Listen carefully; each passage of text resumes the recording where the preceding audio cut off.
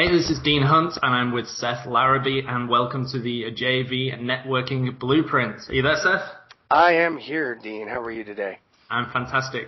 Really excited to do this. A quick overview. Seth and I got together, and we thought we would share some of our very best strategies on how to network like a pro and get some very lucrative high-end joint venture deals. And it doesn't matter if none of that makes sense to you right now, or it's something that you've not done before. We're going to go over all of that and share our absolute hottest strategies with you. So very quickly, my name is Dean Hunt. I've spoke around the world. I run very successful online businesses, been on CNBC and all that lovely stuff, which my mother's very proud of. And it's the only thing that she really understands that I do, Seth. But and joint venture deals and networking and relationships have been a real integral part of my business and really fuel my business. So I'm really excited to share how I've done this, how I've got on, the biggest stages around the world and done deals with some of the quote unquote gurus and A-listers of the industry, and how I believe anyone can do the same in their industry. And I'm joined today with the infamous Seth Larrabee, who, in my opinion, is the hottest JV expert and networking pro in the business world right now. He is absolutely making headlines all over the world when it comes to networking, and especially with social networking and events. So, Seth, can you share a little insight about what you've been up to? Sure. Well, I've actually covered almost 10 now. Actually, it just was 10 this weekend. I was able to go to the last day of a small local marketing event. I had a chance to meet a few people. Unfortunately, I had a family thing happen prior to that, but I've been to about 10 marketing events within the last 2 years, 5 actually 6 just in the first part of this year since the beginning of January. So I've had a chance to meet a lot of people and practice an awful lot and fail forward. I mean, it's not all been rosy, but you learn a lot and you keep moving, and that's how you get better. I'm a member of a 15-person high-level marketing mastermind locally here in South Florida where I live. I've basically taken over Facebook, is what most people say, as far as my reach and who I talk to and commenting in groups, and so I've really practiced a lot there. But I've gotten good at networking on Facebook. I do not use a lot of other social media per se. Some people say Twitter still really does well for them. I just happen to grab onto Facebook, and it's done great for me. So I've had an opportunity in the last year to really dig into the relationships, and I think a lot of it comes down to, and you guys, if you've never read this book or don't own it, you need to go buy it right now. How to Win Friends and Influence People by Dale Carnegie. It is like the Bible of relationships. So just throw that in there. Yeah, I would endorse that. I would say 2 things very quickly, Seth, before we dive into some tips and tricks here. Mm-hmm. Firstly, the interesting thing about you is that you kind of seemed, and I mean this in a good way, it seems like you came out of nowhere. So you very quickly became one of the hottest properties and one of the, the big A-list, well-respected guys in the industry. And I think the lesson there is that for anyone listening to this thinking, nobody necessarily knows me, I don't have the big personal brand, I don't have the quote-unquote celebrity and the contacts, I think you're proof that you can achieve that in a relatively quick time if you follow your advice. So that's great. And in terms of the book, I would highly recommend that as well. It's in fact, it is by far the best book I've read on the subject. So let's take a leaf out of the book's advice and talk less and dive straight into things. So we're going to alternate some questions and share some tips here. And so my first question to you, Seth, is, let's start at the beginning here. For someone who's new to finding things like joint ventures, which we may refer to as JV deals throughout this training, or is kind of new to networking to grow relationships in their business, from a mindset perspective, what advice can you give them, Seth, to people who are a little concerned about that, nervous about that, or are just getting started? Well, I think the first thing goes right back to just what I probably should have saved the book for the question. So I think that the answer came before the question. But honestly, guys, one of the things that I did very well was prepare myself to come out of the blue. And although I'd been studying marketing for a number of years, because I've owned my own businesses prior to getting into strictly internet marketing this last year, was to learn what the best networkers and relationship builders do. And that book is over 50 years old, so it's not new. This is something people have been using for a long time. I think it actually came out in the 30s is when he wrote the manuscript. So it's been longer than even 50. It's been almost 100 years now.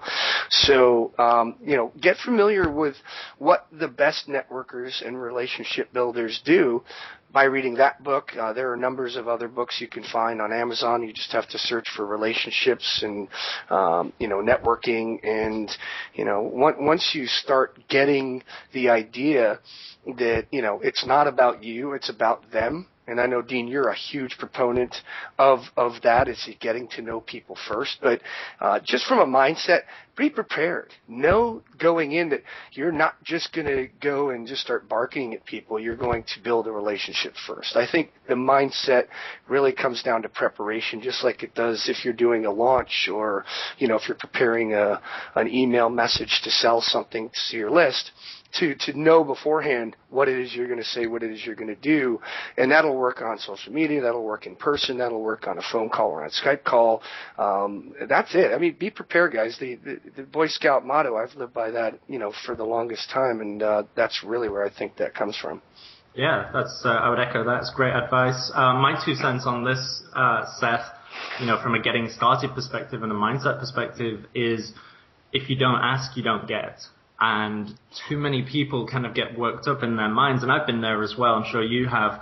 We'll have the annoying little voices in our heads that say, who are you, Dean, to go and ask, this big superstar to do a business deal or to do a promotion or to get in touch with them. They're not going to reply to you.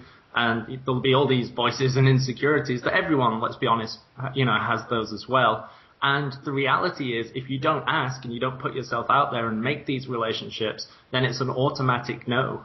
It's no by default. So really you have absolutely nothing to lose and everything to gain. And it's kind of like a snowball at the top of a mountain. It's going to be rolling, pretty slowly initially, but as you get, following this advice and as you do it more and more, the snowball's going to get bigger and bigger, faster and faster, and before you know it, you're going to have, what Seth and I have achieved, which is just an avalanche of opportunities and deals and contacts and credibility in the industry. So that would be my advice. Anything you would add there, Seth? I love the idea, and it's basically the same with anything. You'll notice, and this is something that I picked up, again, because I love psychology as well. It's another part of relationships. Your Rolodex, as we used to call it, a lot of youngsters have no idea what one of those is, but that's your network, is to actually just get started. Dean, that was a perfect thing. If you don't get started, whether it be, approaching someone for a joint venture or to, start your project, everything starts from the beginning. Take a chance, reach out.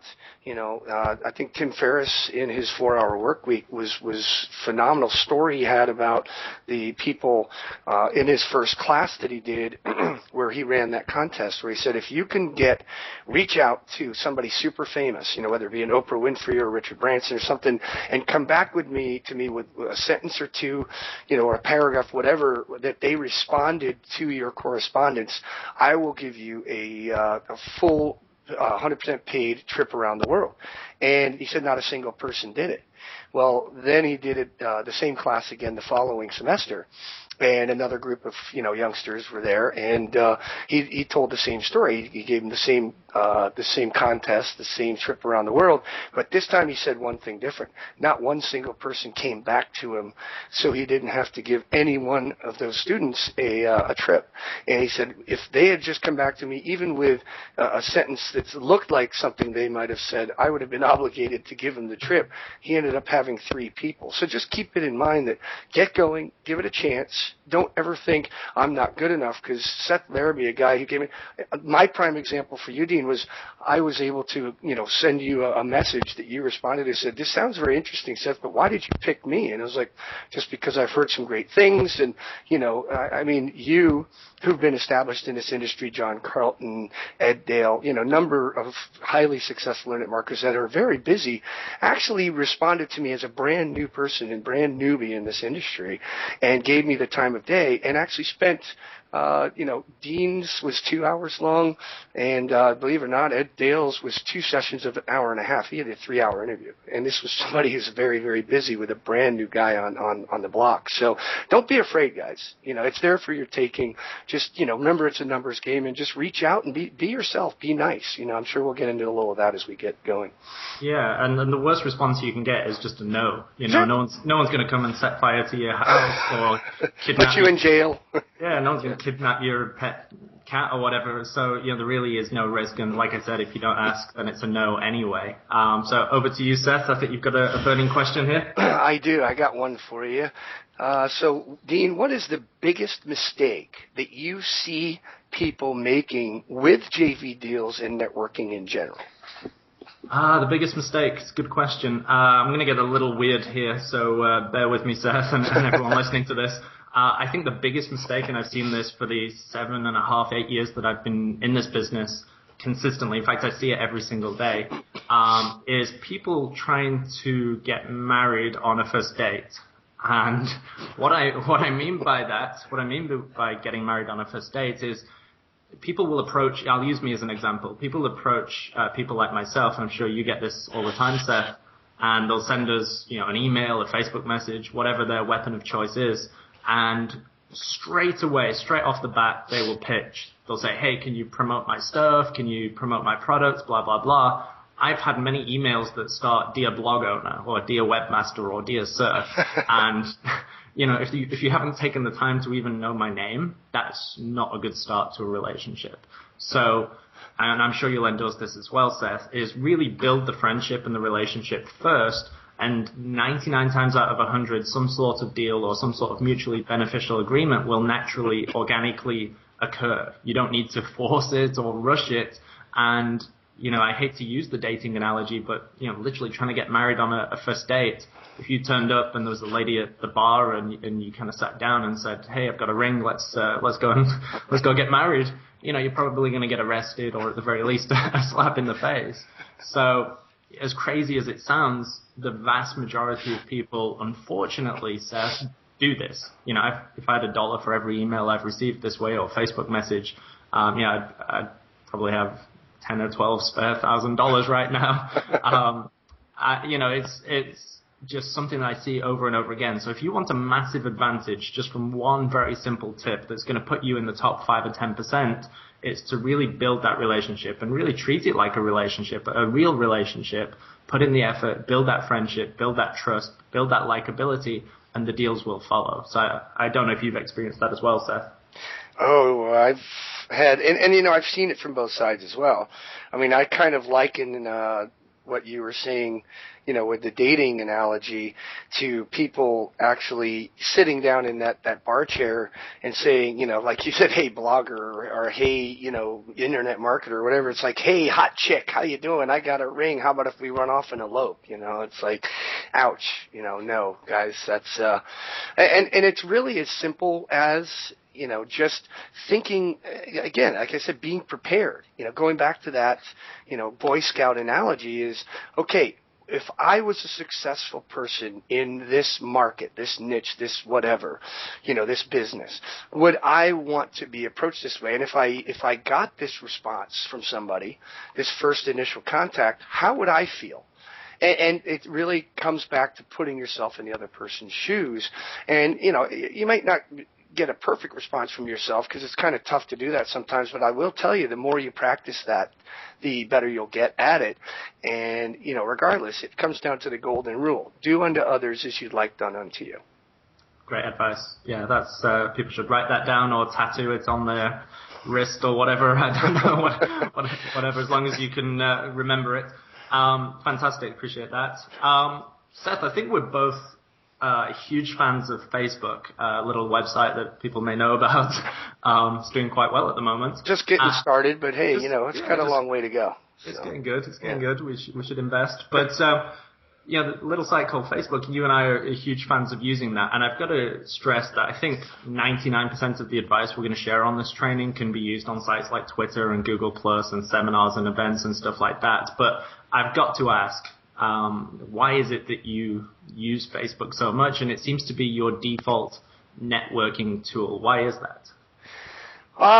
Well, for one, obviously that's where everyone tends to coordinate. And I mean, this day and age, I got on it in like 2009 at some point. So I was a late bloomer with Facebook compared to most of the marketers that I'd met since then, and it occurred to me that, wow, I can reach out and I can send a message, again, courting your targeted person, this person you'd like to get to know, you'd like to possibly promote for you, courting them in a proper manner. So instead of just shooting out a Facebook request for a friendship, I would accompany it with a message. And I'd say, hey, Dean, I've really loved your Killer Bunnies, man. I remember them years ago, and, you're known for those. But other than that, your strategies and your stuff that I've studied and your blog is great. And I would just love if you'd, accept my friendship. Hope you had a great day, Seth. And that would go along with,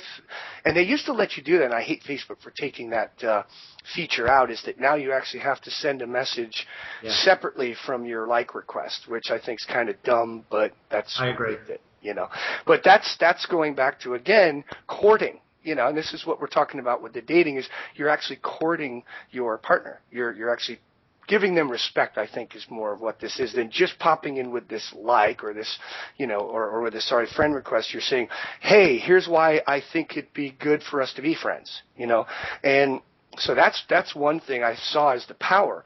Now, the reasons why I use Facebook is because, when reaching out on a Facebook message, building that relationship, I was able to, by starting off on people's timelines, used to be their walls, I could, make comments and, like certain things that they put up for their posts. And I'm in a certain group called the Florida Marketing Mafia on Facebook. It's just for Florida marketers, and I'm known as the Finger because I like so many people's posts and comments. But, there's a strategy to it. And, and maybe at first I went kind of crazy and liked everything. But I'll tell you what, when they looked at their notifications, they knew who Seth Larrabee was. So that's kind of one of the things I started out doing. But then you can send a Facebook message. And here's a little real deep kind of, I think, ninja trick that people don't really get about Facebook messages, is that if somebody's on Facebook, if they're a high-powered person in their industry, they normally have gatekeepers that check their email for them, that,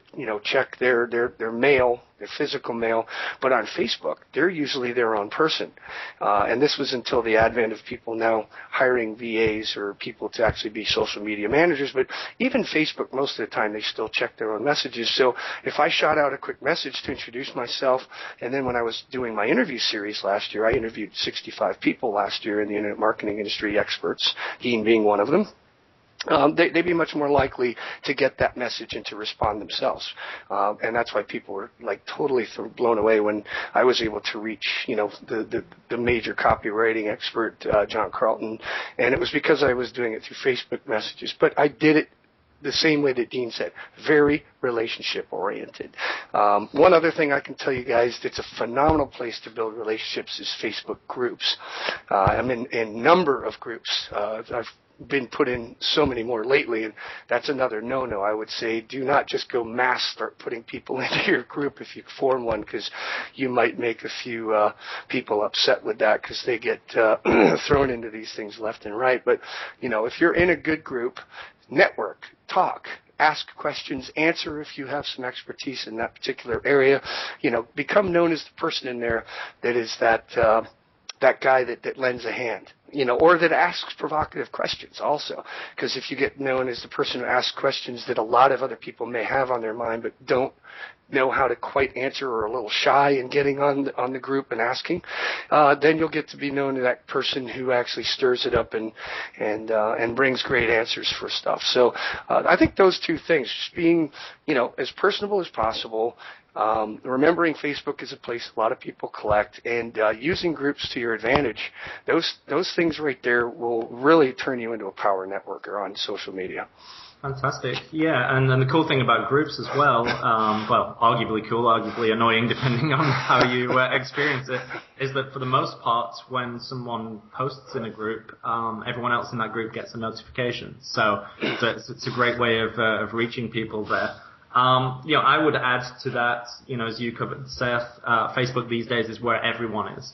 I remember back when I started, people used to say it was for kids and teenagers and musicians and all that kind of stuff, and people talking about their breakfast.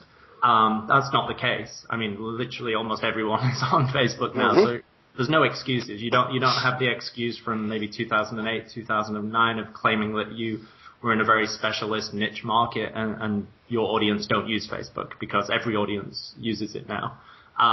Secondly, Facebook, for me, I hate to use the dating analogy again, but Facebook does the hard work of friendship and relationships for you. Because if you're on the first date, what happens? You're basically mining for information. You're asking lots of questions, and you're trying to find mutual hobbies and interests and passions and get to know that person. And that can take quite a while. And that's what friendships and relationships are built around. So you can go to someone's Facebook page and just it presents you with all that information. You can find out their favorite music, their favorite TV show, like information about their family. It's amazing, really. It just does all the hard work and it does all the research for you. So obviously, you use that information for good. I think that goes without saying, but the fact that it does that for you from a rapport standpoint, building rapport with people, you instantly know what they're most passionate about, what they like and what they're interested in the most out of everything in the world. And that, from a networking standpoint, is extremely powerful. So back to you, Seth. Yeah, no, that's the one other thing about groups. I think that if you've spent any time in them, that you'll see, just an addition to the group strategy, why it's so powerful, is that if you post something on a question, or if you're answering somebody in a comment, that thread then gets put right back to the top of the timeline inside the group for everyone else when they're coming in. If they may not have seen it before, they come back and they see it again. So that's something else that's great, because the larger the group, and the more people actually get their eyeballs on it, and there you are answering a great question or asking a great question. Again, it's like advertising. What is the old adage, Dean? Most people want to see something 7 or 8 times before they actually purchase off of a TV commercial. It's a recognition thing, and that's where you just start getting. That's what I did. I just became known as that person people see on Facebook. And then when I became a JV broker, it was a natural succession that people are like, well, everyone does know him, so that's big, so you just want to kind of get out there and become known as that friendly person who helps whenever they can and asks great questions. And as Dean said, find out the information about them. And you can usually find enough information, even if you're not friends with someone, if they're in a group and you want to kind of touch base with them in the group or take it somewhere else, you can, kind of start a little conversation with them in the group, and then take it to a Facebook message. At least then you've built some rapport beforehand. Fantastic. Okay, well, I've got another question that I think I'll get some really good stuff from you. So, Dean, if you don't already have a lot of contacts, let's say you're just sort of starting out on the network building side of things, what would, in your opinion, be a good method for connecting with new people? Yeah, this is a big deal, because a lot of people are starting from scratch, and they're, like we said earlier, from a mindset perspective, they're a bit concerned of reaching out and putting themselves out there and trying to basically connect with complete strangers. So the way around that, and this is extremely powerful, is to get referrals. And I call this the reflected light principle. Some other people call it authority by association. And basically what it means is if I get referred to you, Seth, and the person that referred me is, say, Richard Branson. Let's go with an extreme example. Why not? Yeah, why not? Aim for the clouds. If Richard makes the intro and says, "Hey, Dean's a cool guy. You guys should connect and do some deals," then instantly all your red flags and all your mental radars are gone. They're down. They're like, oh, if Richard likes Dean, then I don't have to worry about him. He must be an awesome guy. Let's take this forward and see what we can do. And so any authority and trust and credibility that the person that's referring you has is reflected onto you. And it's just a great way of being introduced to people. And you can use this through, if you're at a seminar and there's someone you want to speak to, if you've got another friend who's already there that knows them, have that person introduce you. You can use it on Twitter, have that person send a tweet. You can do it on email, Facebook. It really doesn't matter. The reflected light principle remains the same, and it just removes any of the awkwardness, and it instantly puts you in a position of authority and credibility, which makes a huge difference and saves a lot of time. So I don't know if that's something you would recommend as well, Seth. Oh, absolutely. I mean, the beauty of and here's why I started out, guys. The strategy behind why I started with the interview series last year, because it's not like interviews are new or it was a new thing, and it's actually been overdone in many cases. People just do, but I had a unique twist in that my whole point for doing it was beyond just creating, a quick interview series to make a hit and, make some money and then move on. I wanted to actually start out with some amazing questions with an amazing topic that no one had covered before that's really missing, and that is in this industry to, actually teach people some very, necessary mindset and business strategies and tips to go with their marketing, because there's a ton of great how-to-do marketing courses, but not very many good things in the marketing arena or in internet marketing specifically on mindset and business strategy. So I went out after these guys that I thought could really bring some great stories to the table, and Dean definitely had some amazing stories, and so did, pretty much every one of the other people had a great story to tell, at least one or two. And so here's the thing behind that is that by doing an interview, I was actually being perceived by the audience that as a level expert. So even if I was new, all of it, because I'm interviewing Dean or I'm interviewing John Carlin or I'm interviewing Ed Dale, it's like, wow, if he's interviewing them and he's getting this kind of great interaction and they're responding so well to his questions and he's giving feedback and they like he must already have that sort of level of expertise. So it's perceived expert. I think along the lines of similar ideas, that if you have an introduction from somebody to a list, that's why a webinar. If you're promoting a webinar to a list, yours or somebody else's, and you are the product owner, and that list owner says, well, I've got Dean on the line tonight. Dean's amazing. Here's the list of his accomplishments. Here's what he's doing right now. And he's going to give you some phenomenal information and some great content on how to do this. And I think you guys want to take your notepads and pens out and listen very, very closely, because when Dean says something about this, I listen. Now you've transferred that authority over. Now people are going to be more likely to listen to Dean as he's presenting, because the people that audience trust has now said, you have to listen because I listen. So kind of tying that into that little nice bow there, I think that authority by association is fantastic, and you definitely should be using it in your toolbox. Yeah, it's interesting that you use the word perceived authority as well, Seth, because that's, funnily enough, that's exactly what I use, and it's so true. When it comes to the internet, people only have a very small snapshot of information about you. It's not like they're at your house and seeing you face to face and looking you in the eyes, and so the mind really fills in the blanks. It can very easily put two and two together and come up with 20 million, and so you can use that to your advantage. And like Seth said, if you have someone very credible in your industry that's doing a great introduction for you, or that you're interviewing that person, or you're connecting with them on Facebook and having a chat with them, or having lunch with them, then people are going to put two and two together and make all sorts of very positive assumptions about you. And that puts you in a very credible situation. I often refer to things like that and techniques like that as authority hacks. They're a very, very quick way as to be perceived as an authority. And of course, you need to follow that up with value and quality, but it's a great foot in the door. So I would absolutely agree with that, Seth. Let's switch our weapons of choice. Let's put down Facebook a minute, give it a rest, because it's red hot the way you've been using it. And let's talk about people who perhaps are going to actual events and actual seminars. Can you imagine that? Wow, you mean actually getting out of their chair and leaving the house? I know. We say this, but Seth, I think, has been to 10 already this year, and if my throat's going, it's because I flew back from speaking at an event very recently. So we're both actually big fans, joking aside. But I know there's a lot of people out there who, their favorite way of networking is to go to local chapters, networking chapters, and to events and seminars. So my question to you, Seth, is, in those environments, what's your biggest tip or tips for making deals and relationships happen?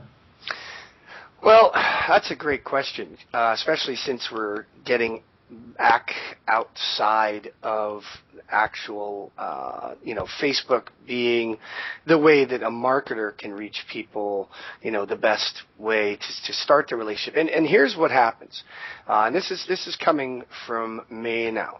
I started off by meeting all these people. I have probably 2,300 friends on Facebook now. I started out last year with, maybe a couple hundred. So, it's just kind of exploded, and, a lot of people are now, approaching me. I usually was the one doing the approaching, but, I got to know people pretty intimately on Facebook. And that's because I dig in. It's kind of like you'd meet your buddies out to the pub or the sports bar, every weekend after a round of golf, and, a bunch of guys would just really become good friends. Well, I've been doing that with a lot of people on Facebook.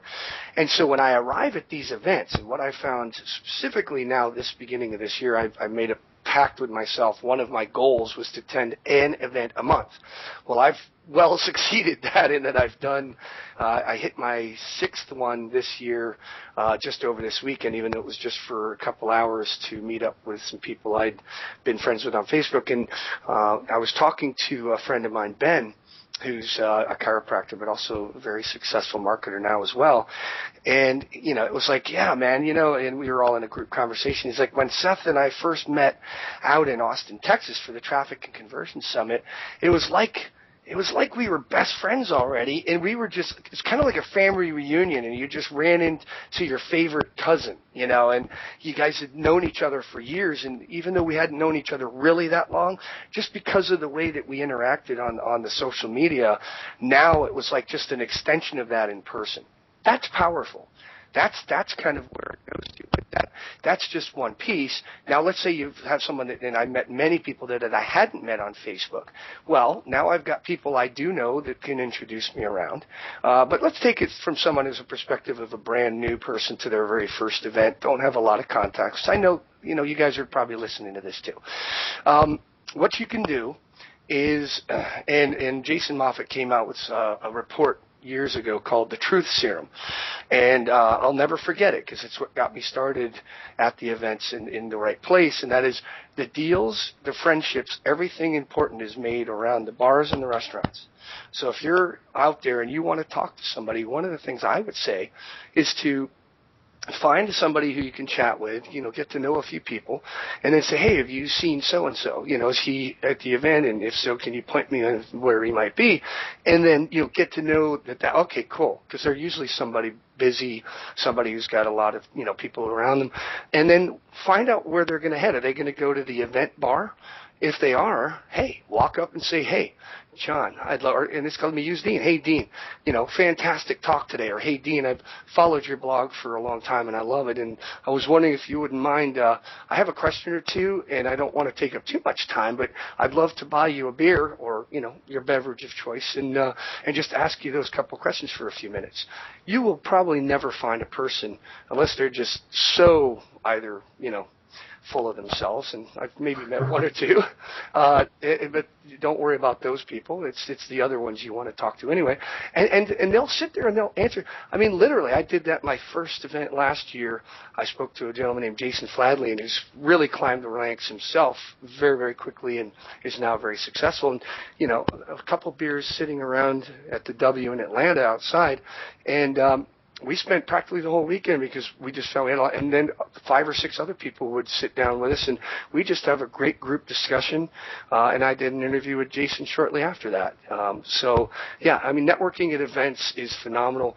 It's definitely revolved around the relationship building part, which is usually the cocktail, or, you know, if you get an invitation to go to the restaurant, definitely go, because then you have an intimate audience, and, you know, you're like sitting there for a couple hours and, you know, just talking. So. Yeah, I would definitely agree with that, Seth. One of the things that I've found, you know, and I'm going to hold my hands up, this was a mistake that I've made back in the day and learned from it now. But my biggest piece of advice from actual events and seminars and networking events and things like that is to not become what I call a business card junkie. And what I mean by a business card junkie is basically someone who's obsessed with getting business cards, who feels though that as soon as they've got the business card that they've successfully finished. Like, as soon as I've got 10 business cards, okay, all my networking is done and great. You know, I've achieved my goals. You know, business cards are really just the first step. And so I'm all for collecting business cards or phone numbers or email addresses, whatever it takes to follow up with people. But that's the key word, follow up. So get back home, kiss the wife, kiss the husband, whatever, the dog, and, you know, recover for a half a day or a day or so. And then get out your business cards and either call them, send them an email, just thank them for their time, point out that it was great to meet them, plant a seed. So what I mean by that is say, hey, you know, I'd love to do something one day, or I'd love to hear more about how we can work together. You know, just plant that seed in their mind and follow up. And you would be amazed, you know, in the early days, Seth, I used to go to an event, I'd come back with 45 business cards. I'd put an elastic rubber band thing around them, put them in a drawer, and then I wouldn't see them until I moved house 12 months later. You know, yeah. That's not networking, that's hoarding, and they're two very, very different things. One is going to really propel you and your business forward, and the other's just going to get you, you know, gathering dust. So that's, you know, follow up. Don't be a business card junkie is some advice I would give there, Seth. Yeah, and to tie that in, if you guys obviously are in the marketing space, you know the power of email marketing. So you know that the power of getting a front-end customer, whether you're in local marketing, because that's where most local businesses leave their biggest money on the table, is they don't follow up with their customers. They don't find out how their experience was. They don't give them offers in the future. Same goes with networking. You know, it's like, let's go back to that lovely dating thing you were talking about, Dean, and use that example. What if you were to meet the most wonderful woman of your dreams? You guys, you know, happen to meet up at a sports bar, and you and your buddies were hanging, her and her girlfriends were out, whatever. And then, you know, you spent hours talking, and then you got her phone number, and then you never called her again. I mean, what good is that going to do you? It's the same exact thing. And, you know, one of the other things I will say, going back to Dale Carnegie, and again, this is why this book is so powerful, is that when you're at the event, when you do finally get some face time with a marketer that you'd really want to talk to at the bar, at the restaurant, whatever, remember that God gave you 2 eyes, 2 ears, and 1 mouth, and that's time for you to ask the questions and listen. Because the person who has the most time speaking, the one who's actually actively listening, is going to be known later on as the best conversationalist, even though you didn't say a word, but maybe to ask a couple questions. So I just had to throw that in there as well. That's good. Good advice. I think you've got a final question, Seth, that we'll end with. Yep. Yeah, I have one more for you, Dean, and it's a good one. So, bring it. What is working really well right now in terms of networking with people effectively? Yeah, I'm passionate about this one. I think right now what is really, really hot, especially when it comes to social networking, so Facebook and Twitter and Google Plus and you name it, But I think most forms of networking, but especially on the internet, I strongly believe that informal and fun is red hot right now. And the opposite is true as well, that corporate, kind of formal, kind of stuffy, overly fake and professional, I think that's out. I think that's really an 80s, early 90s way of networking. So here's my theory on this, and I've seen it so many times. If we use Facebook as the example, Seth, let's be honest here. Most people, and this is going to be shocking, most people, not everyone, but most people are on Facebook when they should be doing something else. Let's be honest, that's the case. And it's a habit, it's part of our day, and we enjoy it, and there's great value to be had there. But most of the time, we probably have something else that's on our to-do list that's more important at that time on that day than being on Facebook. And I believe people are on sites like Facebook and Twitter because it's a great distraction. It's good fun. They're looking to be entertained. They're bored. Maybe they've not had their coffee yet or something like that. And so they're looking for entertainment. They're looking for a bit of a distraction and a bit of light relief and motivation. So with that in mind, it makes sense that if you want to really get a good personal brand and you want to network with people and you want to make those relationships and build your relationships in your contacts, then the vast majority of your messaging and your comments and everything that you say on Facebook and sites like that should be fun. They should be informal, they should be friendly, and you really should get in the mindset that you're chatting with a best friend, even if it's the first time that you've contacted them. That's really the mindset that I go with. And I think people really, really appreciate that. So I'm not endorsing that you be an amateur comedian or act like a clown or an idiot or something. I do a great job of doing that for you, but just be fun, be likable. Give people a positive feeling when they hear from you or when you're commenting, and people will really appreciate that. An example of what not to do is to be overly corporate and overly professional. Dear sir, I really admire your work, and I would like to get on the phone for 75 minutes with you. That's hard work. That's boring, and it's hard work, and people are not on Facebook to get more work. They're there to have a good time and get a distraction. So I believe, within reason, if you can just be a bit of light relief to people and be really friendly, really fun, and treat it really informal as though you're chatting with thousands of your best friends, which kind of you should be treating it like that anyway. I think you're going to reap the rewards, and that's how I get such a lot of contacts on there, and that's why people are approaching me every single day and recommending me, is because we have that strong positive vibe and that connection together. So I don't know if that's something that you would agree with, or feel free to disagree with that, Seth, but it's worked phenomenally well for me. Well, no, and especially since, Dean, that we're coming from the aspect of, how are you getting started on this, okay? And, I still, to this day, if you want to go to Facebook and look up Seth Larrabee, it's just my name all in one word, no dash or spaces. That's me on Facebook. Even if you want to just subscribe to see how I interact on Facebook, I'm posting, a picture with something funny in it, or I'm posting a cool video that I found on YouTube that someone else may have posted on Facebook, showing some really cool car or some, amazing invention, or, I'm putting a success quote that makes sense in relativity to something that happened to me that day, or whatever, and it's keeping it light, but it's also keeping it interesting, and I never fail. I mean, some of my posts that I've actually put out some provocative marketing questions in the last couple of months. One of them, actually, Frank Kern came and commented 5 times throughout that different thread, and I had over 135 comments on it. And I think, Dean, you remember last year when we were both getting ready to go to an event in Orlando, that I did a post, and I used very similarly to what you put on your wall, but I used a picture of the pool at the gentleman's house, and I had, I think 120 comments there. So it's about the interaction. That's, I guess, what it really comes down to kind of roll out my final say on this, is engagement and interaction is king on social media.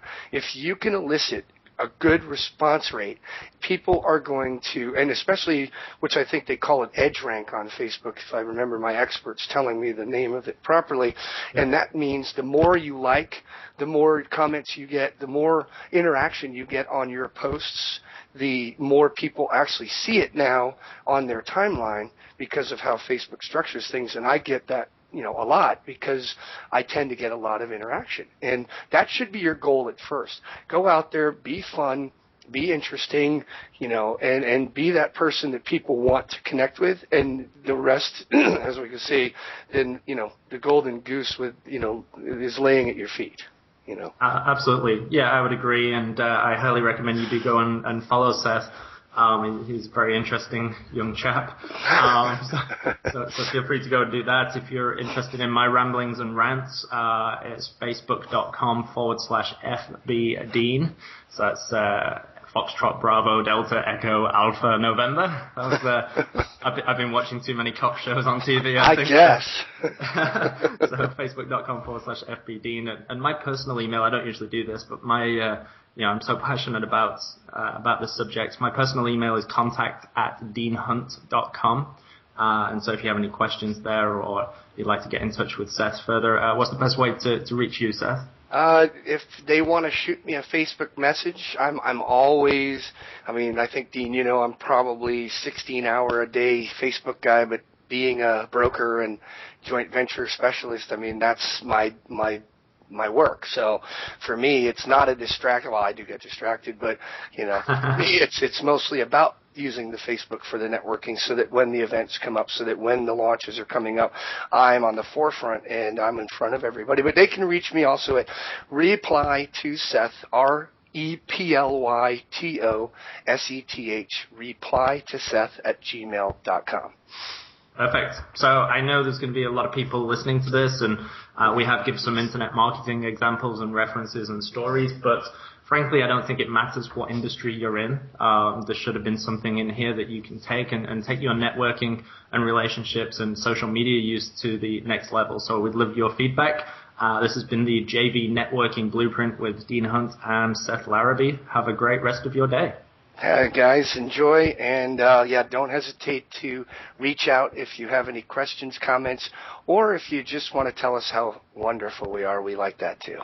We do. We have very fragile egos, so we look forward to that. Take care, everyone. Take care.